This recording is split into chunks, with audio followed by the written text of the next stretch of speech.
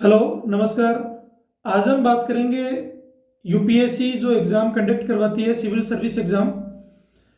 तो उस एग्ज़ाम में हमने मेंस की बात कर ली थी पिछली वीडियो में। इस वीडियो में हम बात करेंगे प्रीलिम्स की। और प्रीलिम्स में जो सब्जेक्ट हैं वो कौन कौन से हैं और उनका रोल क्या है और सिलेबस में क्या है, वो इसमें पढ़ेंगे। तो हम देख लेते हैं पहले।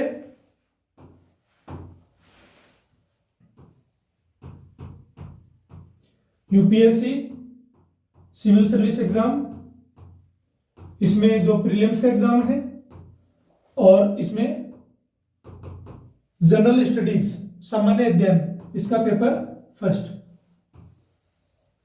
इसके बारे में बात करेंगे। तो इसमें पहला जो सब्जेक्ट होगा वो बात कर लेते हैं हम लोग।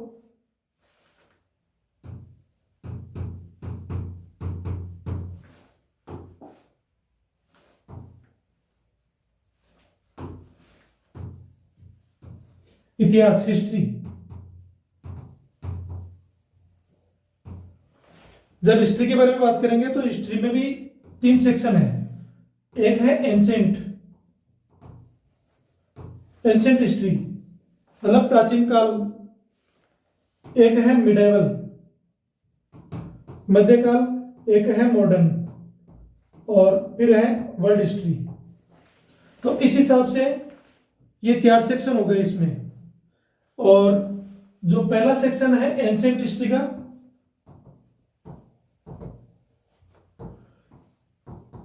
हम इसके बारे में बात करते हैं कि इसमें क्या पूछ लेता है वो। जैसे सिंधु घाटी सभ्यता और हड़प्पा सभ्यता, वैदिक काल, उत्तर वैदिक काल। इसके अलावा जैन, बौद्ध और मौर्य काल, मौर्योत्तर काल और गुप्त काल, गुप्तोत्तर काल। और इनकी जो नीतियां हैं दक्षिण भारत को लेके। इसके अलावा जो एंशिएंट हिस्ट्री में जिसकी हमने बात की है, उनका पॉलिटिकल ऑर्डर, इकोनॉमिक ऑर्डर, प्रशासनिक, इसके अलावा जो सामाजिक है, तो ये व्यवस्थाओं के बारे में पूछ लेता है। और जब आप मिडाइवल हिस्ट्री में जाओगे तो मिडाइवल हिस्ट्री के अंदर सल्तनत काल, जिसमें लोधी वंश, तुगलक वंश, तो ऐसे वो पूछ लेता है।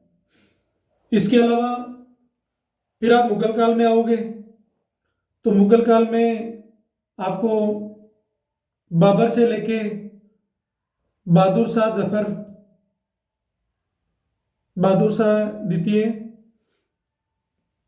जिसका रोल 1857 की क्रांति तक रहता है, वहां तक वो पूछता है। लेकिन 18 जो मिडाइवल हिस्ट्री है, लेकिन मिडाइवल हिस्ट्री है वो 1757 है, उससे पहले तक जो है वो माना गया है। वैसे तो कई किताबों में अलग अलग संदर्भ दिया हुआ है, लेकिन हम लोग बात कर लेते हैं कि 1757 से जो पहले है उसको हम लोग मिडाइवल हिस्ट्री तक शामिल कर लेते हैं। फिर बात करते हैं हम लोग मॉडर्न हिस्ट्री में। तो मॉडर्न हिस्ट्री की बात करेंगे तो मॉडर्न हिस्ट्री में 1757, 1757,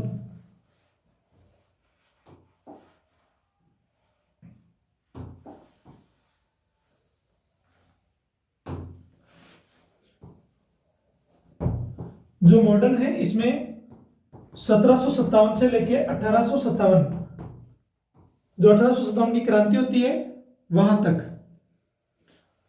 और दूसरा है 1857 से लेके फिर 1885, इसमें कांग्रेस का गठन होता है यहां। और तीसरा है 1885 से लेके 1947 तक। ये यहां इसमें पूछ लेता है। तो इसमें उदारवादी, तो आप जब इनको पढ़ोगे तो आपको पता चलेगा कि इन जो टाइमिंग है इनमें जो इसमें 1857 तक आप देखोगे तो जो ब्रिटिश कंपनी थी, ईस्ट इंडिया कंपनी, वो रूल करती है। और 1800 ये 57 के बाद में जो रिवोल्ट होता है, उसके बाद में फिर कंपनी का डायरेक्ट शासन न रह के वो ब्रिटिश जो गवर्नमेंट है, वहां की जो महारानी है, उसके अंडर वर्क करती है। और फिर कंपनी जो महारानी है उसका डायरेक्ट शासन रहता है यहाँ। और वो स्वतंत्र भारत जो 1947, वहां तक उनकी भूमिका रहती है। तो हम लोग ओवरऑल यहां तक पढ़ते हैं इसके बारे में। ये आपका हिस्ट्री हुआ है अभी। अब हम लोग बात करते हैं वर्ल्ड हिस्ट्री के अंदर वो जो क्रांतियां हैं, अमेरिकन क्रांति, फ्रांस की क्रांति, रशियन क्रांति, तो इस हिसाब से वो क्या कर लेता है, जो इंपॉर्टेंट फैक्ट है और इंपॉर्टेंट थ्योरी है तो वो पूछ लेता है।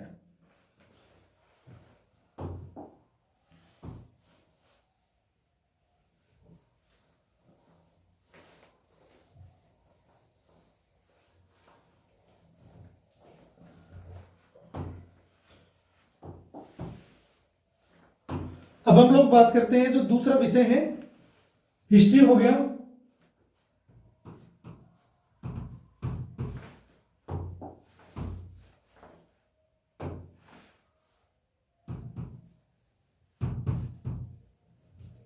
हिस्ट्री कंप्लीट हो गया। अब बात करते हैं जियोग्राफी की, भूगोल। इसमें इंडिया और वर्ल्ड दोनों का पूछ लेता है वो, और इसमें लोकेशंस पूछता है।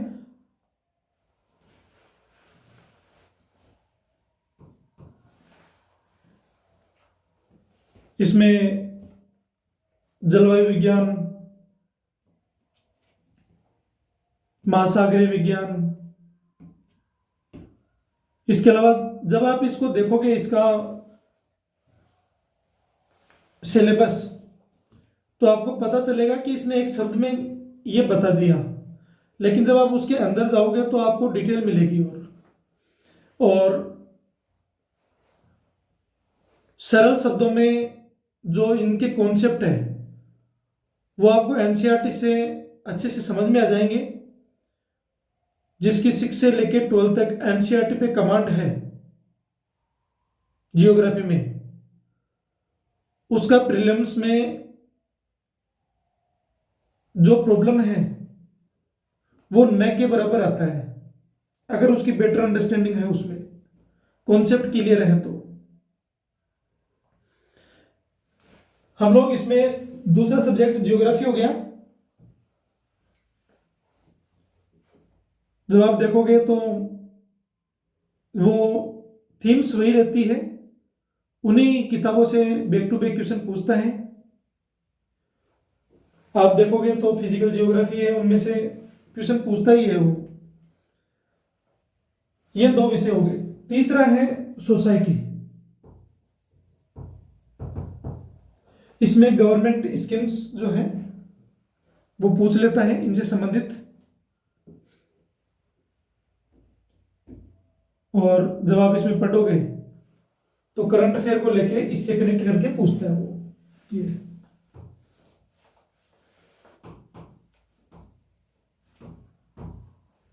3। और हिस्ट्री में कला और संस्कृति, कला और संस्कृति, आर्ट एंड कल्चर, वहां से भी प्रश्न पूछता है वो। क्वेश्चन कम पूछता है लेकिन पूछ लेता है। ये हो गए ये जीएस जो मेंस में फर्स्ट थे ना पार्ट, उसमें थे ये। अब बात करते हैं पॉलिटी, गवर्नेंस और इंडियन कॉन्स्टिट्यूशंस, भारतीय संविधान, राज व्यवस्था और शासन। यहां से प्रश्न पूछता है वो।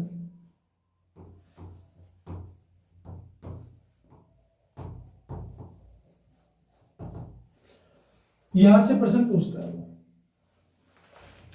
जो गवर्नेंस है वो मेंस में उसका वेटेज ठीक है। और जो पॉलिटी है और कॉन्स्टिट्यूशन है, तो आप देखोगे, आप बैरेक पढ़ोगे तो आपको धीरे धीरे चीजें समझ में आने लगेगी।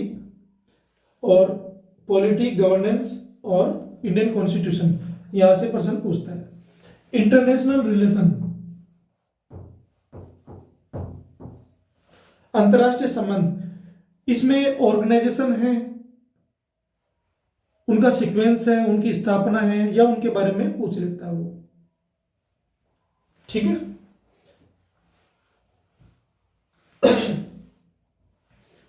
हम लोग बात कर लिए इतने सब्जेक्टों की। अब हम बात करते हैं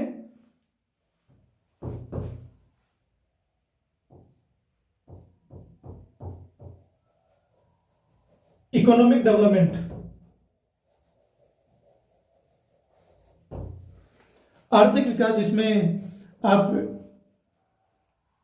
इंडियन इकोनॉमी पढ़ते हैं और फाइनेंस, बैंकिंग और इकोनॉमी से रिलेटेड जो कॉन्सेप्ट हैं और जो टर्मिनोलॉजी है, या जो एक्टिविटी प्रैक्टिकल अभी प्रेजेंट सिनेरियो में चल रही है, जो टूल्स होते हैं, तो इन सब चीज़ों को लेके वो पूछ लेता है, जो करंट में भी रहता है और इनसे जुड़ी हुई चीज़ें हैं।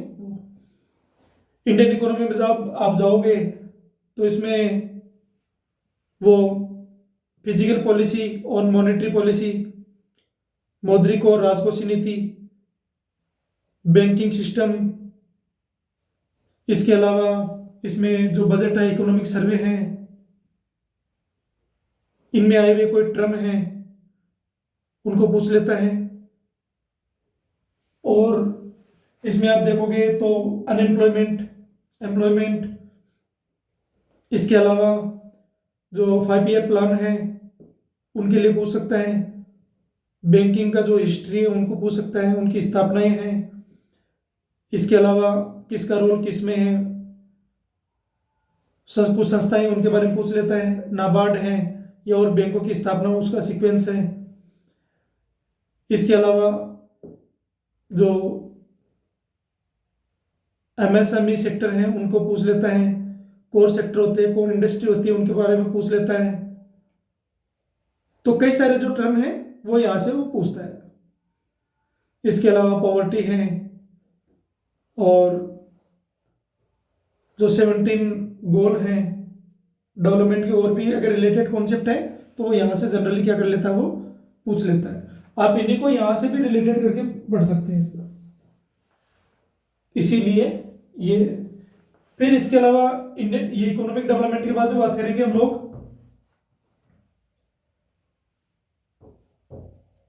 एनवायरमेंट एंड इकोलॉजी, पर्यावरण एंड पारिस्थितिकी, यहां से प्रश्न पूछता है। और क्योंकि जो इंडियन फॉरेस्ट सर्विस है, भारतीय वन सेवा, जब उसका एग्जाम लगता है तो उस बेसिस पे इनके क्वेश्चंस की जो नंबरिंग है वो ज्यादा रहती है। तो आप देखोगे तो एनवायरमेंट, इकोलॉजी और जियोग्राफी, इंडियन इकोनॉमी, इसके अलावा इंटरनेशनल रिलेशन, पॉलिटी, गवर्नेंस और हिस्ट्री, जियोग्राफी और सोसाइटी, ये इतने ओवरऑल जो सब्जेक्ट हैं। इनके अलावा एक सब्जेक्ट और है, वो है साइंस एंड टेक्नोलॉजी। इसमें जो फिजिक्स और केमिस्ट्री है उनके क्वेश्चन मिनिमम 1 या 2 क्वेश्चन वो पूछता है। अब वो ज्यादा पूछ सकता है, मैं ये नहीं कह रहा कि वो नहीं पूछेगा, पूछ सकते हैं, लेकिन जनरली अभी तक जो है तो इनका जो कॉन्सेप्ट है, इनकी थ्योरी है, इनके बारे में कुछ पूछ लेता है वो क्वेश्चंस लेता है एडवांस साइंस से। अब बायोलॉजी में पढ़ते हैं तो बायोलॉजी में जैसे डिजीज वगैरह हो गई,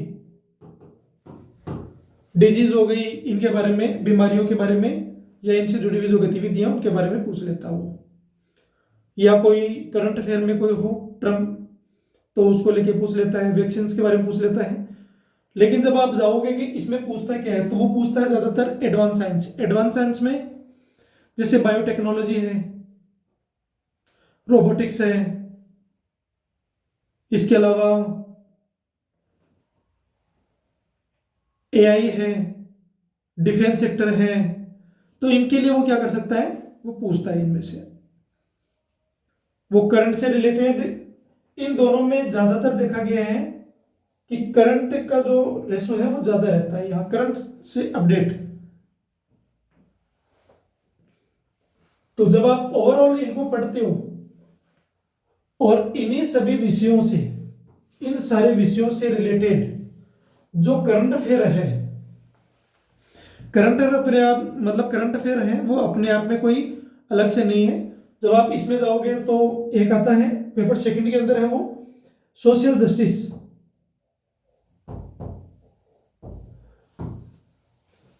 तो गवर्नमेंट जो स्कीम है वो भी इसमें पूछ सकता है। और ओवरऑल जो प्रीलिम्स के सब्जेक्ट है वो इतने पूछता है। कौन कौन से है, हिस्ट्री है, हिस्ट्री में मैंने 3 सेक्शन बताए और फिर वर्ल्ड हिस्ट्री भी बता दिया, कला और संस्कृति है वो भी बता दिया, जियोग्राफी है, तो जियोग्राफी में भी आप देखोगे अलग अलग, फिजिकल जियोग्राफी है और अलग से, फिर आप सोसाइटी जिसके अंदर और सोशल जस्टिस, इनसे जुड़े हुए कुछ मुद्दे हैं जो गवर्नमेंट स्कीम्स वगैरह हैं तो वहां से पूछ लेता है वो। पॉलिटी, गवर्नेंस और इंडियन कॉन्स्टिट्यूशन यहाँ से पूछता है। कॉन्स्टिट्यूशन जब आप पढ़ो तो डायरेक्ट अपने साथ में रख सकते हो तो ज़्यादा इजी रहेगा आपके लिए,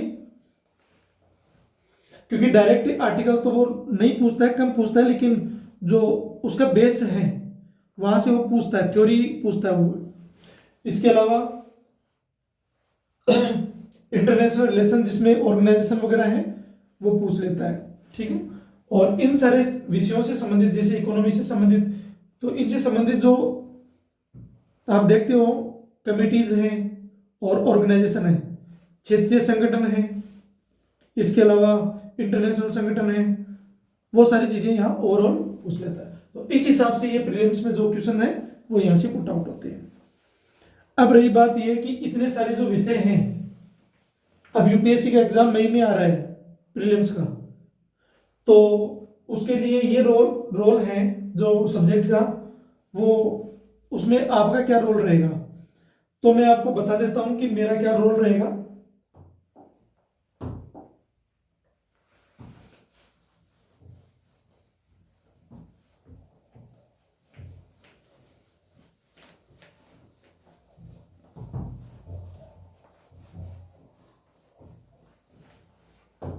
मेरा क्या रोल रहेगा ये भी बता देता हूं इसमें। मैं आपको लगभग भी तो एग्जाम से पहले हम यूपीएससी का जो प्रीलिम्स एग्जाम है, इससे पहले की बात कर रहे हैं कि एग्जाम होने से पहले हम लोग किन किन सब्जेक्ट हैं, इनके जो टॉपिक है इन पे बात करेंगे।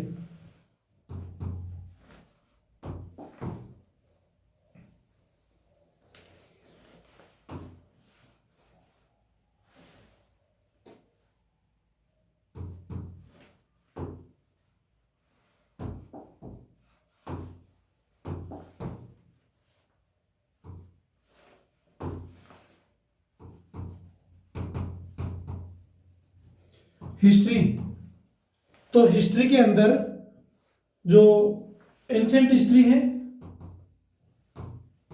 प्लस मिडाइवल है प्लस मॉडर्न है और प्लस जो वर्ल्ड हिस्ट्री है, इनमें जो मुख्य मुख्य टॉपिक हैं जैसे हड़प्पा, सिंधु घाटी सभ्यता, वैदिक, उत्तर वैदिक, मौर्य, मौर्योत्तर, जो मैंने बताए थे उनकी बात करेंगे। जो जो मैंने आपको हिस्ट्री में बताए थे वो सारे, इनके बारे में हम लोग यहाँ मैं खुद ही चर्चा कर दूंगा, नहीं तो अगर कोई और फैकल्टी आएगी तो मुझसे करवा देंगे, कोई दिक्कत नहीं उसमें, लेकिन जो इंपॉर्टेंट है इनमें भी वो करेंगे, ठीक है। और जो टॉपिक होगा उसके साथ में जो पीवाईक्यू है और पीवाईक्यू के साथ में जो एडवांस क्वेश्चन है उनमें हम लोग ये भी बताएंगे कि इसमें ये क्वेश्चन बन सकता है। तो जब आप ये पता करोगे तो आपके जो क्वेश्चंस हैं वो आपके क्लियर होते जाएंगे साथ में, और आपके डाउट भी हम लोग क्या करेंगे, क्लियर करते जाएंगे। देख लीजिए, हिस्ट्री हो गया। दूसरा जियोग्राफी। जियोग्राफी के अंदर जो वर्ल्ड जियोग्राफी है और इंडियन जियोग्राफी है, इन दोनों में जियोग्राफी के जो कॉन्सेप्ट है, तो कॉन्सेप्ट में बताऊंगा आपको, साथ में आपको थ्योरी के साथ में जो एग्जाम्पल है और क्वेश्चंस है वो सारे आपको बताते जाएंगे, ताकि आपकी जो समझ है वो बेटर होती रहे, क्योंकि वो कॉन्सेप्चुअल जो क्वेश्चन है वो पूछता है। ठीक है, जियोग्राफी में जो इंपॉर्टेंट है वो बताएंगे, नहीं तो कोई फैकल्टी होगी तो वो करवा देगी, लेकिन हो जाएगी। इसके अलावा हम लोग बात करेंगे फिर पॉलिटी की। पॉलिटी प्लस कॉन्स्टिट्यूशन जो है उसकी जब हम बात करेंगे, तो पॉलिटी के अंदर कंप्लीट, ये आपको मैं ही करवा दूंगा। अगर कोई हेल्थ इशू नहीं रहा तो पूरी कोशिश रहेगी कि पॉलिटी कंप्लीट मैं खुद करवा दूंगा। और यकीन मानिए कि इसमें जिस हिसाब से बताएंगे आपको, टॉपिक होगा, टॉपिक के बाद में जब आप देखोगे कि उसके पीवाईक्यू प्लस क्वेश्चंस आपके बन रहे होंगे, फिर आपको जहां जहां आपको दिक्कत होगी, हम आइडिया लगा लेंगे कि जहां जटिलता आएगी तो उस चीज को ज्यादा फोकस किया जाए, और जहां यूपीएससी को डिमांड है उस डिमांड को हम लोग क्या करें, वहां फुलफिल करें।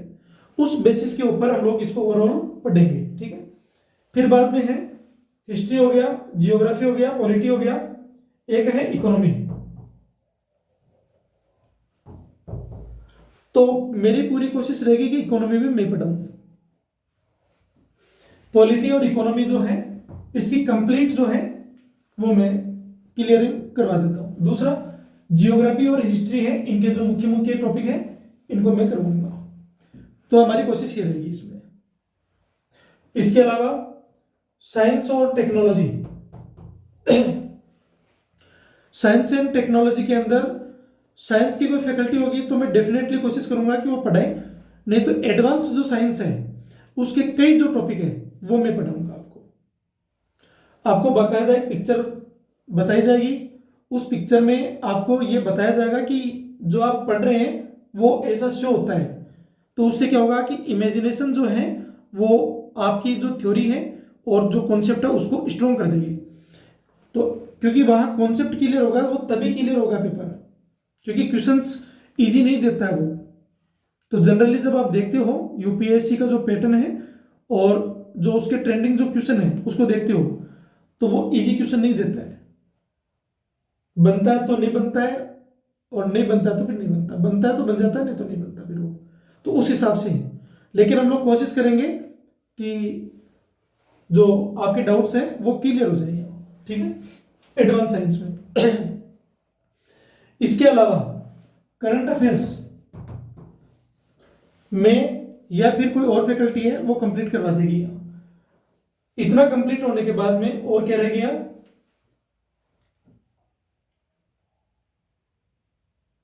एनवायरमेंट और इकोलॉजी।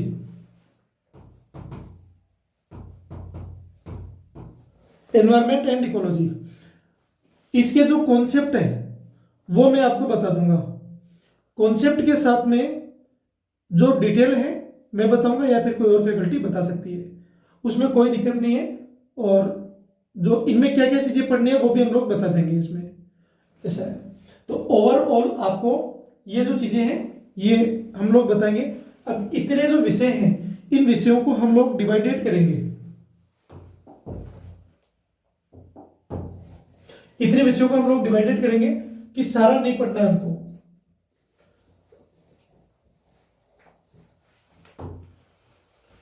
सारा नहीं पढ़ना है। जैसे मैं एक एग्जांपल दे देता हूं, उसके बाद में आप समझ जाना। मैं एक पॉलिटी का एग्जांपल दे देता हूं। इसमें जैसे हिस्टोरिकल बैकग्राउंड है,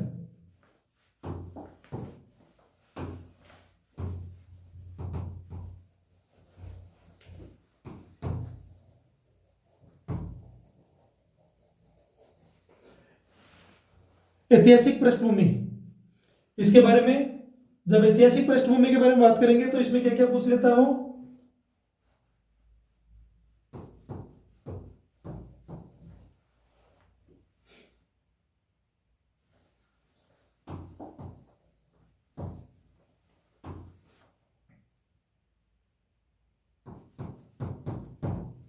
सत्रह सौ तिहत्तर का रेगुलेटिंग एक्ट, 1773 का रेगुलेटिंग एक्ट, 1784 का पिट्स इंडिया एक्ट। फिर बाद में जो इंपॉर्टेंट है, वैसे तो और भी पूछ लेता है वो, लेकिन 1773, 1784, 1813, 1833, फिर 1853,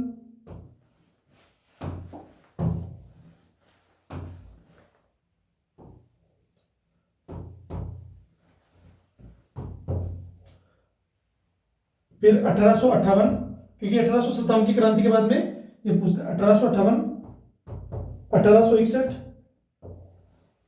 और फिर बाद में 1891 और 1891 के बाद में फिर है 1909 पार्लियामेंटो सुधार, जो जिसको बोलते हैं अधिनियम। फिर 1919 मार्टिन चेम्सफोर्ड सुधार। ये तो ये यहाँ पर एक्ट बनते हैं। इसके बाद में फिर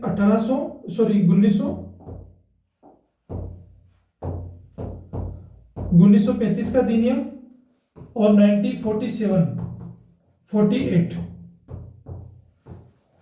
यहां तक हम लोग कंप्लीट पढ़ते हैं, लेकिन आपको इसमें और पढ़ना है आगे 1950 तक, 1950 तक, यहां तक आपको ओवरऑल पढ़ना है। ये देखिए 1773 का regulating act, Pitt's India act, इसके बाद में आप पढ़ोगे तो 1909 1813। इसमें क्या होता है कि जैसे पूछता है वो इन दोनों में लगभग 1813 के अंदर जो ब्रिटिश कंपनी है उसको चाय और चीन के साथ व्यापार को छोड़ के जो अन्य अधिकार है वो उसके खत्म कर देते हैं, जो एक अधिकार है वो, और यहां पर क्या कर देते हैं, कंप्लीट खत्म कर देते हैं इसके। हम लोग इसके बारे में भी चर्चा करेंगे लेकिन अभी नहीं। फिर 1853 और फिर 1909, 1919। इसमें भी जब आप 1909 में देखोगे तो इसमें जो मुस्लिम वर्ग हैं उनको जो इलेक्शन को लेके कि उन्हीं मुस्लिम कैंडिडेट होगा और सभी लोग जो मुस्लिम कैंडिडेट जो मुस्लिम हैं वो उन्हीं को वोट देंगे। तो उस हिसाब से ये यहाँ पर कुछ इंपॉर्टेंट फैक्ट बनते हैं। और 19 है 1919 है, इसमें तो काफी सारे क्वेश्चन पूछता है वो। और 1935 ये इन तीन से तो मैक्सिमम क्वेश्चन पूछता ही है वो, लगभग यहाँ से क्वेश्चन पूछता है। तो इस हिसाब से हम लोग पॉलिटी है, इसका जो हिस्टोरिकल बैकग्राउंड है ये तो केवल अभी।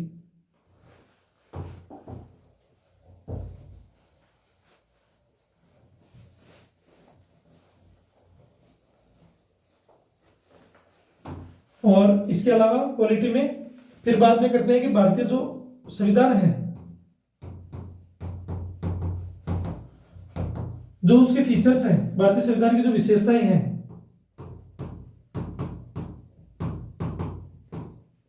उनके बारे में पूछ लेता है यहां से। फिर जो शासन है, एकात्मक, संघात्मक, तो उस हिसाब से भी पूछता है वो ना।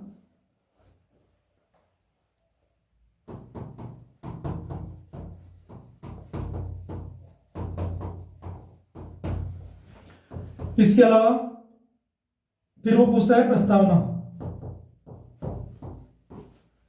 प्रेमबल, हम भारत के लोग, भारत को एक संपूर्ण प्रभुत्व संपन्न। तो आप वो जो सीक्वेंस है वहां से पूछता है। फिर बाद में उसमें जो 3 शब्द जोड़े गए तो उनको भी पूछता है वो, उनका सीक्वेंस भी पूछ लेता है। ठीक है, कि वो किस कंट्री से, कहां से, जैसे फ्रांस है तो उनके जो मूल्य थे उनको इसमें शामिल किया गया। ठीक है, और उसके बाद में इनके बाद में बात करते हैं समितियां। समितियां कौन सी, हम एक साथ ही पढ़ेंगे। एक समितियां होगी जो संवैधानिक समितियां हैं, जो संविधान में जिनका जिक्र किया गया। एक है, इनमें ही शामिल है संसदीय समितियां, जिसमें आप जैसे इसमें पढ़ोगे प्रारूप समितियां, प्रारूप समिति है, संघ समिति है, अल्पसंख्यक समिति है, तो इस हिसाब से आप पढ़ोगे।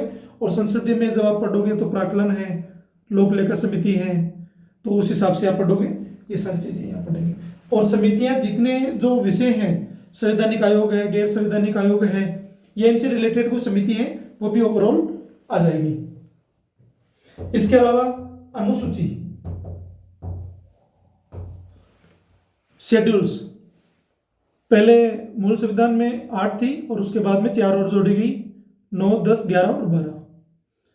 तो फिर 12 तक जो अनुसूची हैं उनके बारे में बात करेंगे। इसके अलावा फिर हम लोग बात करेंगे सरकार। इसमें केंद्र और राज्य की होगी, दोनों के बारे में चर्चा होगी। केंद्र के अंदर फिर बाद में इसके 3 काम हैं, विधायिका, जो सरकार है वो कौन सी है,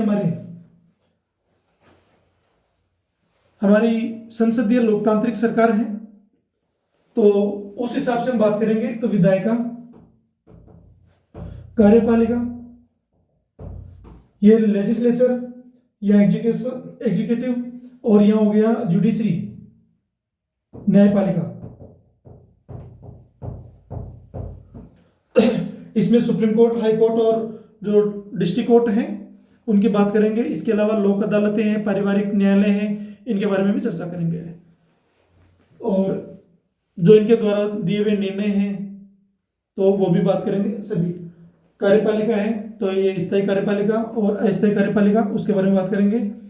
जो स्थायी कार्यपालिका है जो एक निश्चित समय अवधि के लिए आते हैं, लॉन्ग टर्म के लिए, और जो अस्थायी है जिसमें जो मंत्रिपरिषद है उनके जो लोग रहते हैं, जो अस्थायी रहते हैं, निश्चित और कम समय के लिए रहते हैं। और इन दोनों के अलावा फिर बाद में इसमें जो राष्ट्रपति है, उपराष्ट्रपति है, मंत्रिपरिषद है, प्रधानमंत्री है, इन सब की भी चर्चा करेंगे। विधायिका की बात करेंगे तो इसमें संसद होगी जो संस्था है, और संसद के अंदर इसके दो सदन हैं, लोकसभा और राज्यसभा, और इसके 3 पार्ट हो गए। फिर बाद में जो राष्ट्रपति है और उसकी मंत्रिपरिषद। तो ऐसे हम लोग इसकी क्या करेंगे, चर्चा करेंगे, इनकी टोटल कंप्लीट। तो इस हिसाब से ये 3, तो जैसे केंद्र में ये हुआ है संसद है, तो वैसे विधानमंडल है, तो हम लोग क्या करेंगे, स्टेट के बारे में भी पढ़ेंगे, जो यूपीएससी रिलेवेंट जा करता है वहाँ, ठीक है। और जरूरत पड़ी तो बाद में कभी स्टेट की चर्चा होगी तो हम लोग स्टेट जो पीसीएस का एग्जाम लगता है उसके लिए भी हम लोग जो स्टेट पीसीएस का जो सिलेबस है उसमें जो दिया हुआ है उसके अकॉर्डिंग हम लोग क्या करेंगे, पॉलिटी को भी बता देंगे। ये ओवरऑल जो है ये यहाँ पूछता है। ये इनके बाद में क्या पूछ लेता है वो,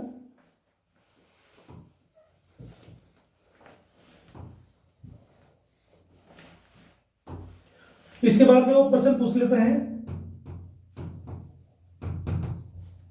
संवैधानिक आयोग, कमीशन, संवैधानिक आयोग और गैर संवैधानिक आयोग।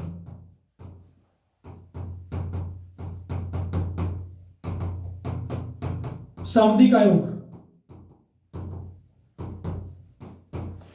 वैधानिक आयोग जिसको बोलते हैं,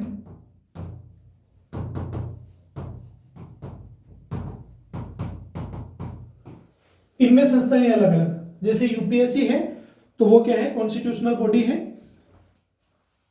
संवैधानिक आयोग है तो आप जब इसमें देखोगे तो संवैधानिक आयोग, फिर गैर संवैधानिक आयोग, और जो वैधानिक कुछ और बच गए उनके बारे में। तो मेनली वो इन यहाँ से प्रश्न पूछ लेता है जनरली।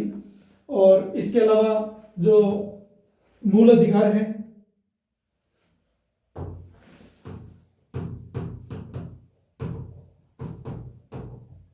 मूल अधिकार हो गए,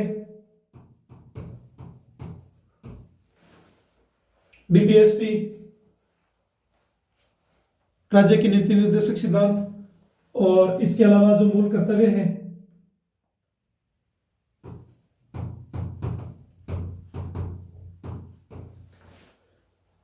अभी टोटल 11 हो गए।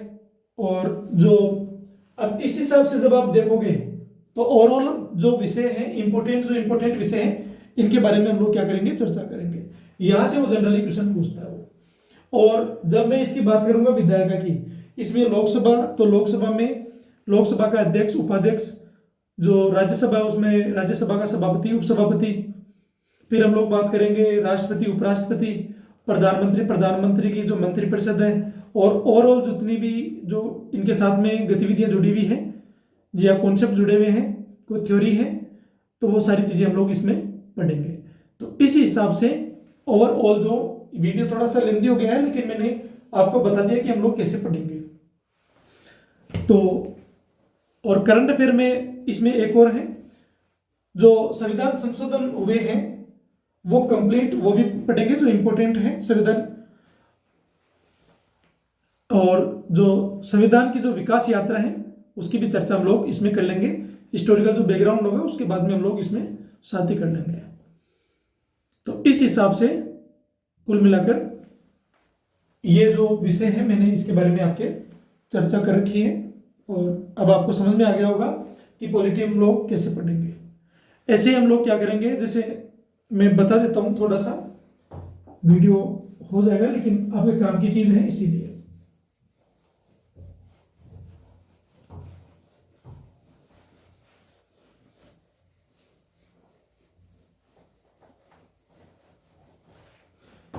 जो इकोनॉमिक डेवलपमेंट है उसकी भी बता देता हूं।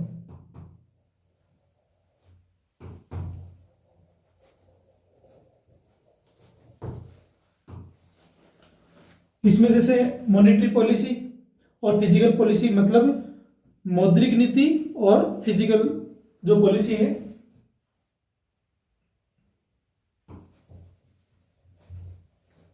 मॉनेटरी एंड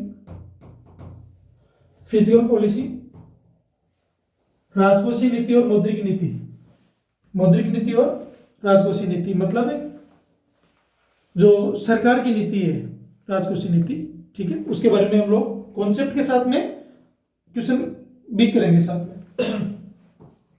दूसरा आप इसमें पढ़ोगे तो देखो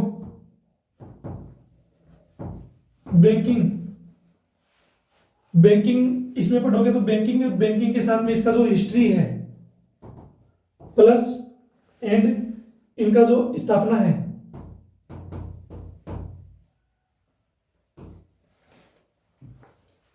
इसके अलावा जो इनका कॉन्सेप्ट है,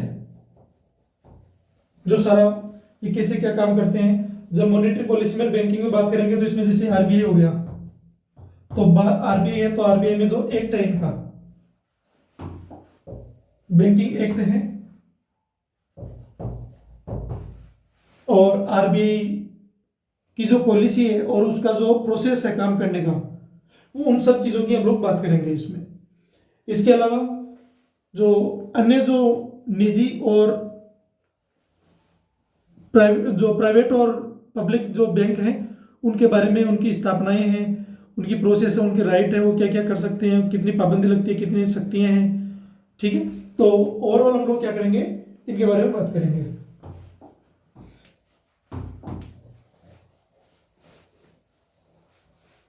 एक तो ये हो गया, फिर बाद में एमएसएमई,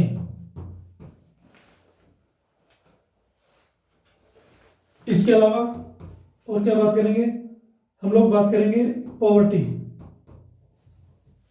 एम्प्लॉयमेंट, रोजगार और अनएम्प्लॉयमेंट, इसकी भी बात करेंगे। इसके साथ में हम लोग बात करेंगे जीडीपी,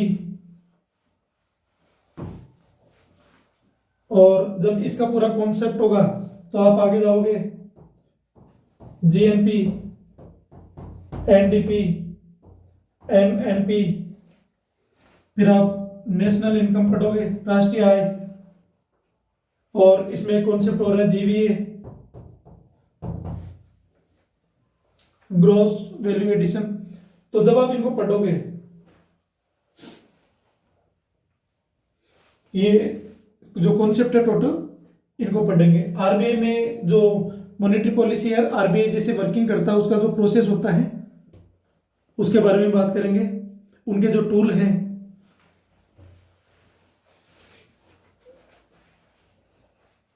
जैसे एसएलआर, सीआरआर, इनके बारे में बात करेंगे। इसके अलावा जब हम लोग अन्य जो टूल हैं, रेपो रेट हो गया, रिवर्स रेपो रेट हो गया,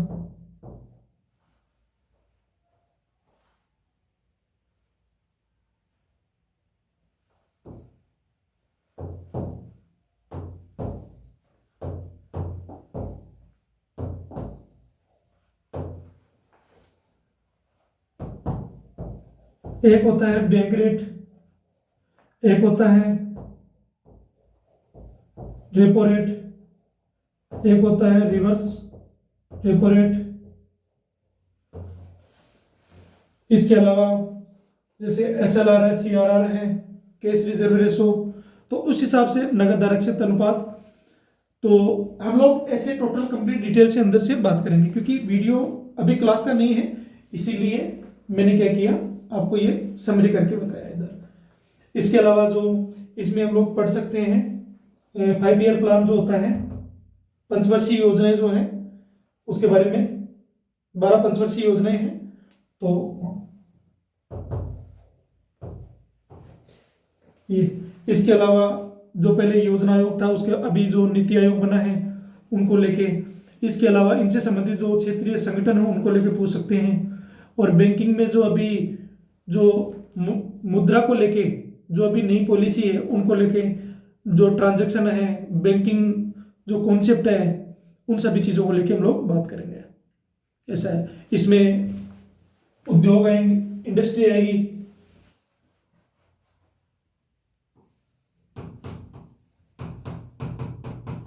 औद्योगिक क्षेत्र जिसमें कोर इंडस्ट्री है, जिसमें जो मुख्य कोर उद्योग होते हैं उनकी बात करेंगे। इसके अलावा अन्य जो उद्योग है उनकी भी बात करेंगे। जब आप बजट और इकोनॉमिक सर्वे पढ़ोगे तो वो भी आपके काम आएगा। और ओवरऑल इससे संबंधित अगर मान लीजिए कोई कमेटी हो, है ना, तो जैसे पॉवर्टी से संबंधित कोई हो, या फिर एम्प्लॉयमेंट से संबंधित हो, बैंकिंग से संबंधित हो, तो आप क्या कर सकते हैं, बात कर सकते हैं। जैसे अलग कमेटी थी, रघुराम राजन कमेटी है, तो आप जब बात करोगे तो कई सारी चीज़ें हैं आपके यहाँ कंप्लीट करवा देंगे इधर। इसके अलावा एग्रीकल्चर है, तो एग्रीकल्चर में भी आप देखोगे अलग अलग सेक्टर हैं, तो उनमें बात करेंगे। तो कुल मिलाकर जितना है हम लोग इन पे बात करेंगे, डिस्कस डिटेल से, प्लस इनके क्वेश्चन करते जाएंगे। तो प्री कम मेंस आपको इसमें, और डेवलपमेंट के जो और भी है जो इसमें जैसे शिक्षा, स्वास्थ्य है, तो हम लोग इसको सोसाइटी से भी पढ़ेंगे और इधर भी, तो इनको इंटरकनेक्ट करके पढ़ेंगे। यूपीएससी का सीधा सीधा फॉर्मूला है कि जब आप इंटरकनेक्ट कर लेते हैं एक दूसरे को, सब्जेक्ट को, तो चीज़ों को आप क्या करते हैं, उसको अलग अलग विकल्प दे पाते हैं, उसको डाइवर्सिटी कर पाते हैं। तो जब आप इसको अलग अलग डायरेक्शन से पढ़ोगे तो आपको क्या होगा कि इनको कनेक्ट करके पढ़ोगे तो आपकी समझ बेहतर होगी इसमें। फिर आप क्या कर सकते हो, किसी अगर मेंस में आंसर लिखते हो तो आप इंटरकनेक्ट करके लिखोगे कि एक, जब आप जियोग्राफी पढ़ रहे हो और इकोनॉमी में लिख रहे हो उसको, और इकोनॉमी पढ़ रहे हो तो आप सोसाइटी में लिख रहे हो, और सोसाइटी का कॉन्सेप्ट है आपने एथिक्स के अंदर लिखा उसको, निबंध में यूज किया उसको, तो आप ओवरऑल क्या करते हैं, सारे विषयों को एक दूसरे से कनेक्ट करके पढ़ते हैं। तो ये जो थ्योरी प्लस कॉन्सेप्ट जितना भी है वो सारा आपका डिटेल विथ एग्जाम्पल के साथ और करंट के साथ को करवाएंगे आपको। ठीक है, फिर तो मैंने 2 विषय की चर्चा की है, बाकी और भी मेरे पास है, लेकिन समय का ध्यान में रखते हुए वीडियो बड़ा बन जाएगा, इसीलिए आप पूरा वीडियो देखिए। और जब आप पूरा वीडियो देखोगे तो आपको पता चलेगा कि हम धीरे धीरे क्या करेंगे, जब क्लासों की तरफ बढ़ेंगे तो आपको मजा आएगा इसमें। ठीक है, थैंक यू।